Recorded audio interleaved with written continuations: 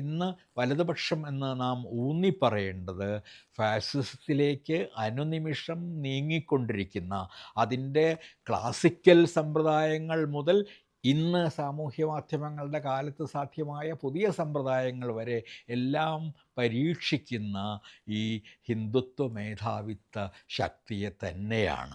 അതുകൊണ്ട് നാം ഇന്ന് നമ്മുടെ രാഷ്ട്രീയം അത് അത് ശരിയാകണമെങ്കിൽ അത് നിശ്ചയമായും ഈ ഹിന്ദുത്വ മേധാവിത്വ രാഷ്ട്രീയത്തിനെതിരായ ഒരു ഉറച്ച ജനാധിപത്യപരമായ, സമത്വോന്മുഖമായ, മതേതരമായ ഇന്ത്യ എന്ന ബഹുസ്വരമായ ആശയത്തെ നിലനിർത്തുന്ന ഒരു സങ്കല്പമായേ കഴിയൂ.